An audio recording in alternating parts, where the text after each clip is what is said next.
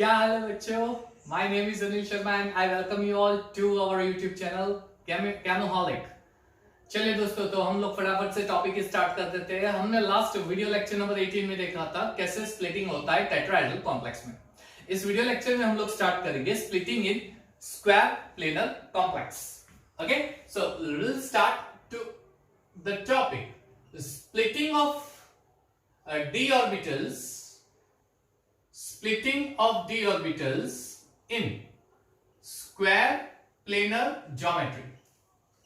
यानी अगर square planar geometry है तो उसमें स्प्लिटिंग कैसे होगा। बच्चों, ये टॉपिक नीट के लिए काफी इंपॉर्टेंट है। बोर्ड एग्जाम्स में इससे रिलेटेड क्वेश्चंस नहीं आते, यानी आज का जो कॉन्सेप्ट है पूरा जेईई नीट के स्टूडेंट्स को डेडिकेटेड है। ठीक है बच्चों, सो एग्जैक्टली अगर हम देखने जाए तो स्क्वायर प्लेनर ज्योमेट्री में स्प्लिटिंग कैसे होगा। For that you should know the geometry of octahedral complex. ध्यान से देखना बच्चों, यहां पे मैं एक कॉम्प्लेक्स बना रहा हूं ऑक्टाहेड्रल कॉम्प्लेक्स। अब ऑक्टाहेड्रल कॉम्प्लेक्स पे से स्क्वायर प्लेनर की ज्योमेट्री में एक्सप्लेन करूंगा कैसे d ऑर्बिटल का स्प्लिटिंग होता है। So what is the geometry of octahedral complex? You know very well the octahedral complex geometry will be just like this. एक स्क्वायर के जैसे एक प्लेन दिखेगा, वो मेटल के प्लेन में एग्जिस्ट होगा और दो लिगेंड्स ऐसे अरेंज होंगे। ये एक कॉम्प्लेक्स का स्ट्रक्चर होगा ऑक्टाहेड्रल। ठीक है, अगर ज्यादा मुझे एक्सप्लेन करना हो तो I can explain somewhat like this. मान लीजिए कि ये आपका ऑक्टाहेड्रल कॉम्प्लेक्स का एक प्लेन है, ये वाला प्लेन है, ये देखो, ये यहां पे रख देता हूं। ठीक है, तो यहां पे रख देता हूं, ये 1 2 और ये 3 4 चार कॉर्नर हो गए। यहां पे सेंटर में मेटल होता है। फिफ्थ वाला लिगेंड यहां पे अरेंज होगा इस साइड आगे की ओर और सिक्स्थ वाला लिगेंड पीछे की ओर। ये मेटल का प्लेन है, इस प्लेन में ये चार कॉर्नर है जहां पे लिगेंड प्रेजेंट होंगे, पांचवा लिगेंड आगे, छठा लिगेंड पीछे प्रेजेंट होगा। Is it clear?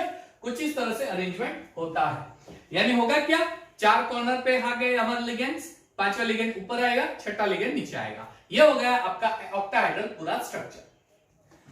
मुझे बनाना है स्क्वायर, यानी मुझे कितना पार्ट चाहिए? सेंटर में मेटल है और ये चार कॉर्नर, यानी ऊपर वाला लिगेंड निकाल देना है, नीचे वाला लिगेंड निकाल देना है, आपको स्क्वायर प्लेनर ज्योमेट्री मिल जाएगी। राइट, स्क्वायर प्लेनर ज्योमेट्री में क्या होता है, तो यहां पे आपके लोन पेयर ऑफ इलेक्ट्रॉन्स होते हैं, कुछ ऐसा हम बोल सकते हो। केमिकल बॉन्डिंग याद रखो, lone pair of electron, chemical bonding याद रखो। और यहां पे आपके अरेंज होते हैं एटम और ग्रुप ऑफ एटम्स, जिसे हम लिगेंड्स बोलते हैं। ठीक है, फिलहाल मैं निकाल देता हूं, यहां पे लोन पेयर है कि नहीं वो हमें पता नहीं, लेकिन वो वैकेंट है ऐसा समझ लो। यानी अगर मुझे लिगेंड्स अरेंज करने होंगे तो लिगेंड्स कहां पे अरेंज करूंगा? अगर मुझे लिगेंड्स अरेंज करने होंगे तो मैं यहां पे स्क्वायर के कॉर्नर पे, यानी इस साइड पे लिगेंड्स की पोजीशंस होगी, यहां पे मैं लिगेंड्स को अरेंज करूंगा।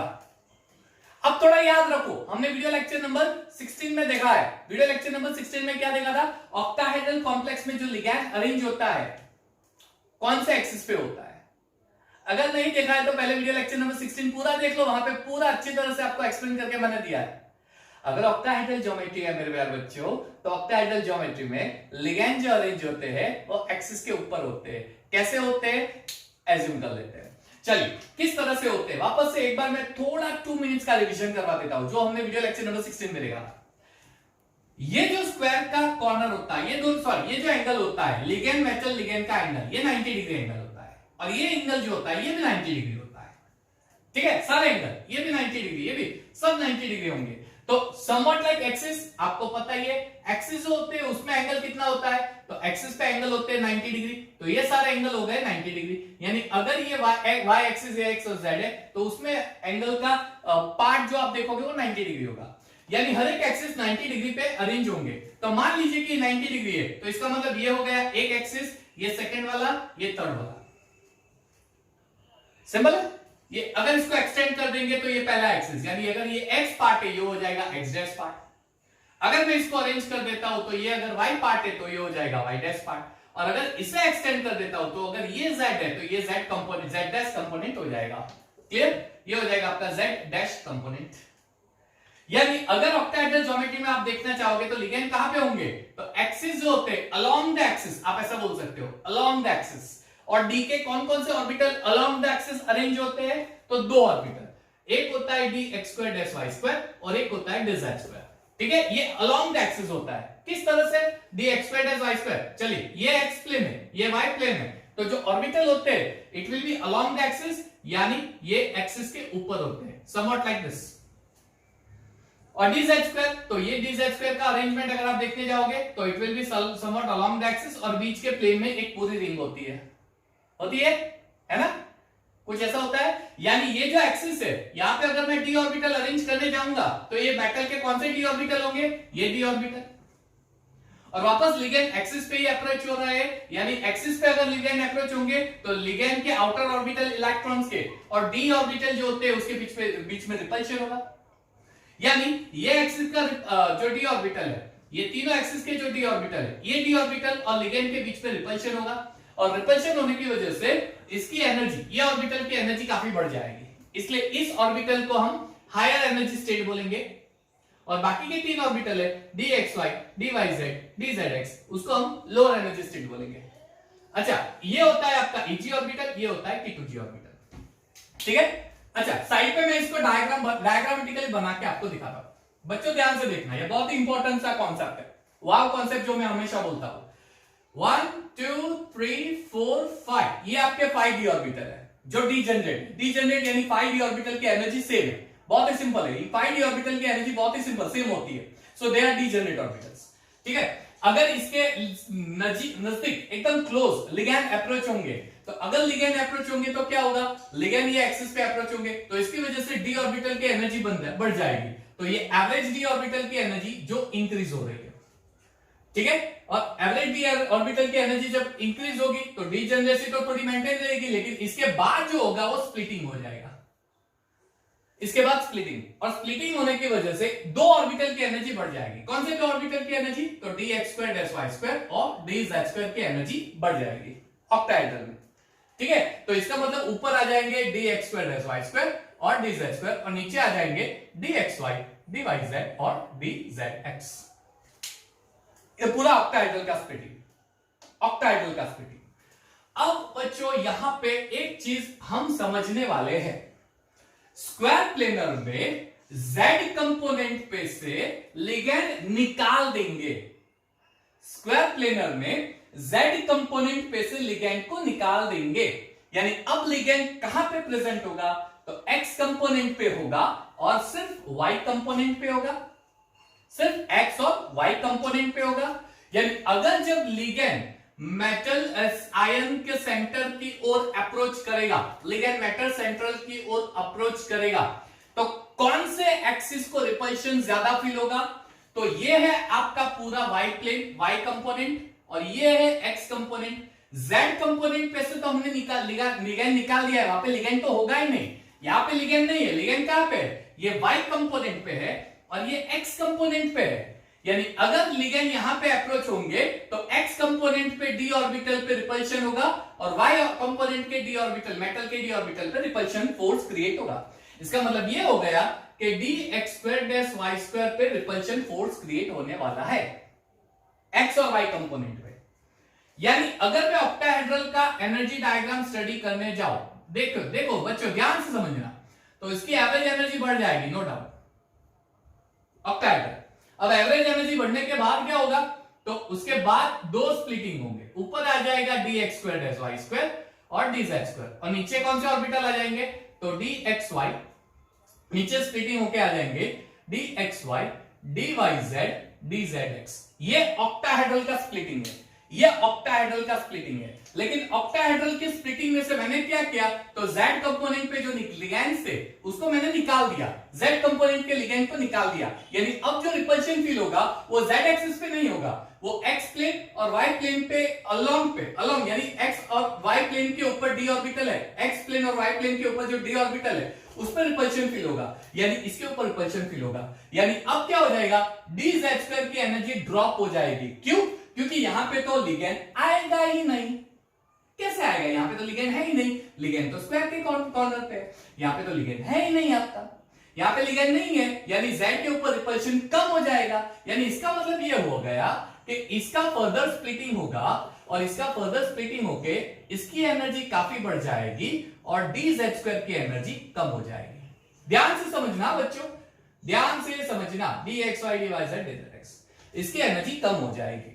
दूसरी चीज, मैंने क्या बोला, लिगेंड अप्रोचेस अलोंग एक्स और वाई प्लेन, अलोंग एक्स और वाई प्लेन, यानी जहां पे भी एक्स और वाई कंपोनेंट होंगे, एक्स वाई कंपोनेंट होंगे, वहां पे रिपल्शन ज्यादा होगा। जहां पे वाई जेड कंपोनेंट या जेड एक्स कंपोनेंट होंगे वहां पे रिपल्शन लीस्ट होगा, नेग्लिजिबल होगा। क्यों? जेड कंपोनेंट पे तो लिगेंड है ही नहीं, यहां पे तो लिगेंड है ही नहीं, यानी जेड कंपोनेंट वाले पे रिपल्शन सबसे लीस्ट हो जाएगा, एक्स वाई के कंपोनेंट पे रिपल्शन बढ़ जाएगा। इसका मतलब इसकी भी स्प्लिटिंग हो जाएगी, इन तीन ऑर्बिटल की स्प्लिटिंग हो जाएगी। इसका मतलब अब अगर आप लिगेंड अरेंज करने जाओगे, अब अगर आप लिगेंड अरेंज कर सॉरी डी ऑर्बिटल अरेंज करने जाओगे तो ऊपर आ जाएगा dxy प्लेन और नीचे आ जाएंगे dyz और dzx प्लेन। अब आप ऑर्डर देख लो, ऑर्डर देख लो, सबसे हाईएस्ट एनर्जी किसकी हो जाएगी? dx² y² की। उसके बाद किसकी होती है? dxy की। उसके बाद एनर्जी किसकी होती है? dz² की। और सबसे लिस्ट किसकी होती है? dyz और dzx। क्यों dz² की ऊपर आई और नीचे? क्यों? क्योंकि dz² में ऑर्बिटल का शेप ऐसा है और ये वाली जो रिंग है ये सारे प्लेन में रोटेट होती है, सारे प्लेन, यानी एक्स और वाई के प्लेन में भी तो आएगा, इलेक्ट्रॉन एक्स वाई के प्लेन में भी तो आएगा, यानी उसके ऊपर भी तो रिपल्शन फोर्स क्रिएट होगा। समझ में आ रहा है या नहीं आ रहा है? बहुत ही सिंपल है। मैंने क्या किया, ऑक्टाहेड्रल ज्योमेट्री ले ली, फिर ऑक्टाहेड्रल में ये जो अबोव द प्लेन और बिलो द प्लेन है लिगेंड निकाल लिया, यानी जेड कंपोनेंट पे से लिगेंड निकाल दिया। अब लिगेंड कहां पे है? वाई कंपोनेंट पे और एक्स कंपोनेंट पे है। क्लियर? यानी इसका मतलब जब लिगेंड अप्रोच होंगे तो कौन से डी ऑर्बिटल पे रिपल्शन ज्यादा होगा? वाई कंपोनेंट और एक्स कंपोनेंट पे ज्यादा होगा। किसके ऊपर रिपल्शन होगा ही नहीं? जेड कंपोनेंट पे नहीं होगा। इसका मतलब जो एक्स और वाई कंपोनेंट वाले ऑर्बिटल है उसके ऊपर रिपल्शन ज्यादा होंगे। उसमें भी जो अलोंग द एक्सिस होंगे, अलोंग द एक्सिस यानी एक्सिस के ऊपर होंगे, उसके ऊपर रिपल्शन ज्यादा होगा। ये एक्सिस के ऊपर वाला ऑर्बिटल है, इसके ऊपर रिपल्शन ज्यादा होगा। फिर आता है एक्स वाई कंपोनेंट, इसके ऊपर रिपल्शन होगा। इन दोनों पे YZ ZX से सबसे कम रिपल्शन होगा क्योंकि वो Z कंपोनेंट वहां पे आता है, और Z² पे इससे थोड़ा ज्यादा होता है। क्यों?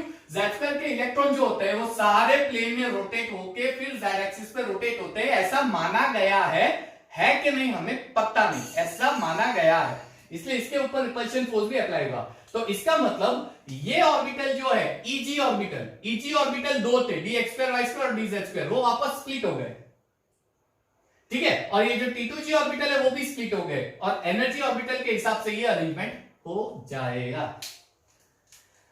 बच्चों ये पूरा स्क्वायर प्लेनर का स्प्लिटिंग का कॉन्सेप्ट है, ये याद रखना है, बहुत ही इजी कॉन्सेप्ट है, ठीक है। तो अब यहां से देखो, ये एनर्जी स्प्लिटिंग थी ऑक्टाहेड्रल की, इतनी एनर्जी गैप थी, ऑक्टाहेड्रल में इतनी एनर्जी गैप थी। जब ऑक्टाहेड्रल के ऑर्बिटल का और स्प्लिटिंग होता है स्क्वायर प्लेनर में तो आप देखो एनर्जी बढ़ गई, यानी इतनी एनर्जी से एनर्जी इतनी सारी हो गई, इतनी बढ़ गई, इतनी सारी एनर्जी बढ़ गई, यानी ऑक्टाहेड्रल में स्प्लिटिंग में इतनी एनर्जी थी, अब लिगेंड निकालने से अब एनर्जी गैप और ज्यादा बढ़ गया। इसका मतलब ये हो गया कि डेल्टा की वैल्यू, डेल्टा CFS की वैल्यू स्क्वायर प्लेनर में वो ऑक्टाहेड्रल से ज्यादा होती है और ऑक्टाहेड्रल की एनर्जी टेट्राहेड्रल से ज्यादा होती है। कॉम्पिटिटिव लेवल के लिए बहुत इंपॉर्टेंट है, ये नोट डाउन कर लेना। CFS की वैल्यू स्क्वायर प्लेनर की सबसे ज्यादा होगी, ऑक्टाहेड्रल की उससे कम होगी, टेट्राहेड्रल की उससे भी कम होगी। और लास्ट वीडियो लेक्चर में हमने देखा ही है, शायद मैंने नहीं बताया होगा तो भी याद रखना, डेल्टा T की वैल्यू 4/9 टाइम्स डेल्टा 0 की वैल्यू होती है, ये वैल्यू याद रखना, ये बहुत इंपॉर्टेंट वैल्यू है, ठीक है। ये पूरे स्क्वायर प्लेनर ज्योमेट्री का स्प्लिटिंग का पार्ट है, ठीक है। तो हमने तीन चीजें कर दी है। पहला देखा था वीडियो लेक्चर नंबर 16 में splitting of octahedral d orbital in octahedral complex, video lecture number 18 में splitting of d orbital in tetrahedral complex, और ये वाला पार्ट जो हमारे टेक्स्ट बुक में नहीं है लेकिन जेईई नीट के लिए प्रिपेयर करना है, ये है splitting of d orbital in square planar geometry. बहुत ही छोटा सा लेकिन प्यारा सा टॉपिक है और इस टॉपिक के रिलेटेड कॉम्पिटिटिव में सारे क्वेश्चंस आते हैं, सो बी श्योर ये आपको आना ही चाहिए, ठीक है बच्चों। ये पूरा पार्ट हो गया आपके रिलेटेड स्क्वायर प्लेनर ज्योमेट्री में किस तरह से स्प्लिटिंग होता है।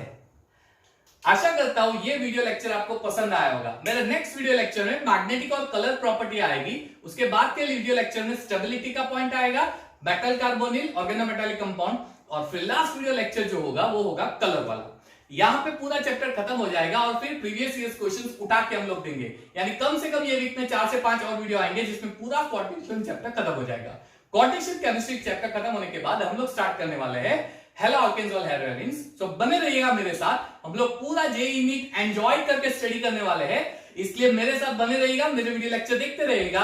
एंड आई एश्योर यू कि ये सारे वीडियो लेक्चर स्टडी करने के बाद जब आप प्रैक्टिस करोगे आप आसानी से नीट जेईई बोर्ड क्रैक कर दोगे, ये मेरी गारंटी है, ठीक है। So keep watching my lecture and have a nice time.